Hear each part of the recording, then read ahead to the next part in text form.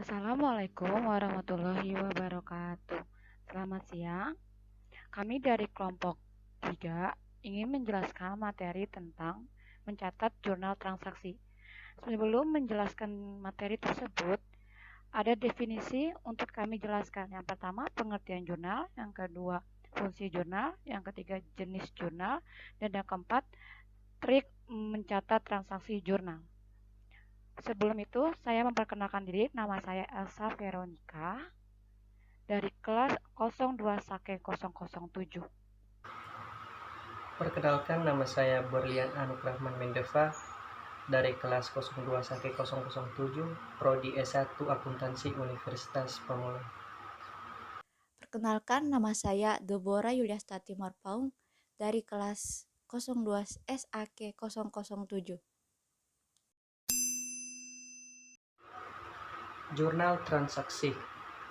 Jurnal adalah catatan akuntansi yang digunakan untuk mencatat transaksi keuangan suatu perusahaan secara kronologis dengan menyebutkan akun yang didebit maupun yang dikredit, atau merupakan suatu formulir yang digunakan untuk mencatat semua transaksi keuangan suatu perusahaan sesuai urutan tanggal ke tabel-tabel yang mencantumkan keterangan serta jumlah nominal debit dan kredit serta memiliki nilai akhir yang seimbang.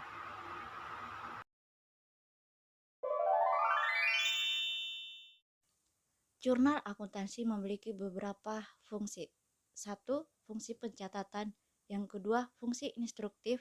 Yang ketiga, fungsi analisis. Yang keempat, fungsi historis. Dan yang kelima, fungsi informatif.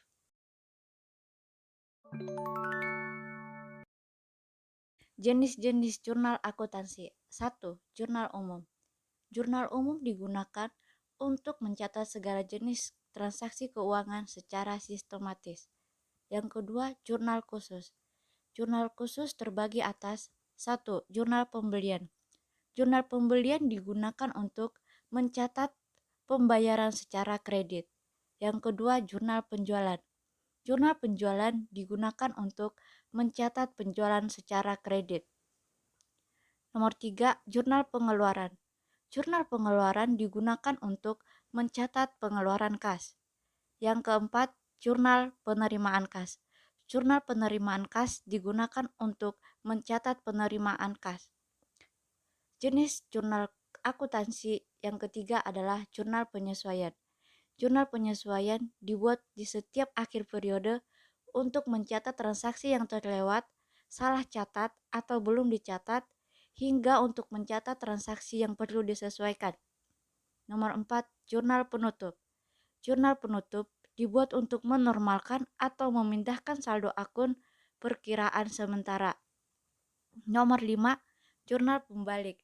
Jurnal pembalik dibuat untuk mempermudah pencatatan transaksi di awal periode.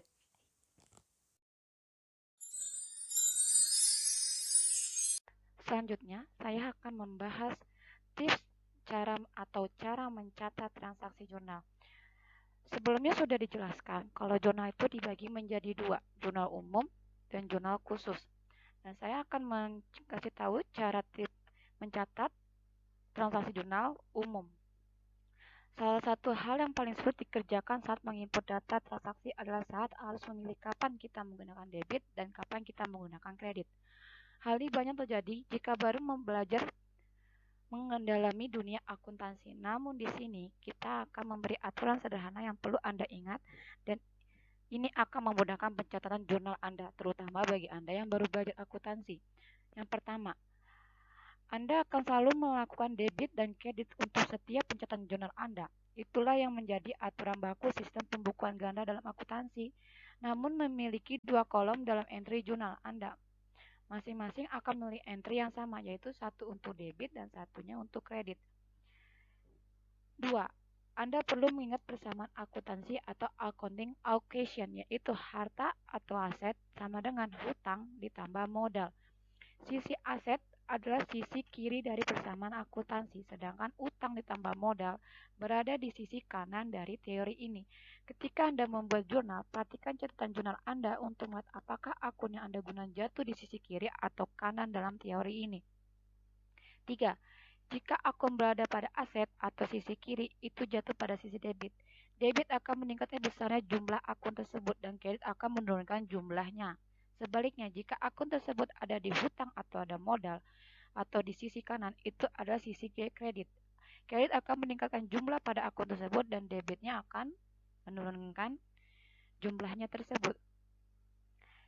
Entry jurnal ketika akun memiliki saldo normal. Saldo normal. Akun aset itu pasti bertambah di debit. Akun hutang bertambahnya di kredit. Modal bertambahnya di kredit. Pendapatan bertambah di kredit. Dan pengeluaran bertambahnya di debit.